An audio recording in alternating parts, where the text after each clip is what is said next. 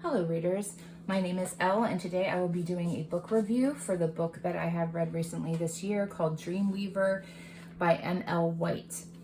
M.L. White is a self-published author and I do have both her hardcover and her paperback, and these books are only available on the Barnes & Noble website as of right now. There is none available in stores. So if you're interested in this book review for this book, please go ahead and like this video and go to Barnes & Noble and get yourself a copy, whether you want a hardcover or a paperback. The paperback is only about 212 pages, because it's a 6x9, and then this hardcover is a 5.5 by 8.5. So this is about 250 pages. It is not that long of a book. So it is considered a novella, YA for young adults, fantasy novella. And the hardcover has like the cream colored pages, so it's not too bright on the eye. Some people prefer the cream colored pages. I can read both cream colored and then the white pages. The paperback has like the bright white pages to read from, but these books are very nice. They have simple covers. It looks like it has a blanket here being weaved into the sky and all of these little sparkly stars in the sky. And this spine here simply says Dreamweaver, M.L. White, very clear to see there. And then on the back, there's a quote from the story: "To time travel, all we need to do is dream." And that is something the Dreamweaver character says in the book. So that's an interesting concept, actually, time travel and dreaming.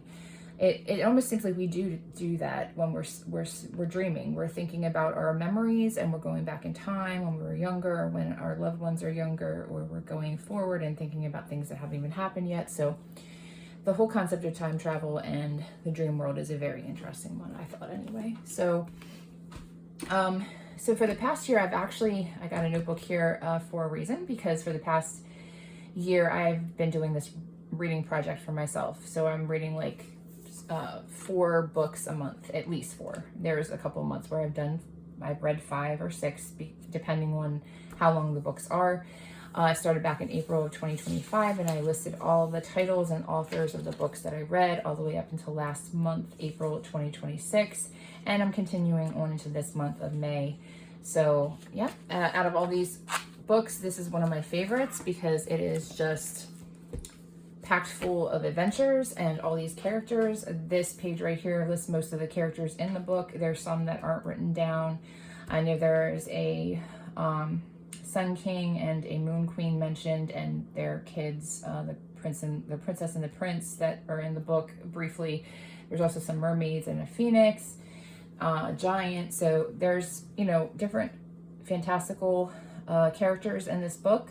However, the main character, the protagonist, is Melody Stone. She's a 19-year-old who graduated from high school, married her high school sweetheart, and she just had her baby. So, a couple months into the marriage, she got pregnant, and she ended up having her baby, Kaya, and her daughter's only 2 months old at the beginning of the book. She is going through some postpartum depression. She's a stay-at-home mom. Her husband, Jay, works a lot. There's a lot of stress involved because they're a young married couple, and it's almost like they're rushing growing up, and, that's very stressful on a young couple. So Melody has postpartum depression. She's stressed out. She is overwhelmed. She wants to go for a drive. She probably shouldn't be going for a drive when she's upset, but she does. And then there's a storm, and she's taking a longer drive than she thought she would. Ends up getting in a car crash. Then at the hospital, the doctor puts her in a medically induced coma to help her heal from the car crash. And during this time, she is in the dream world. So that's what's happening throughout most of the book.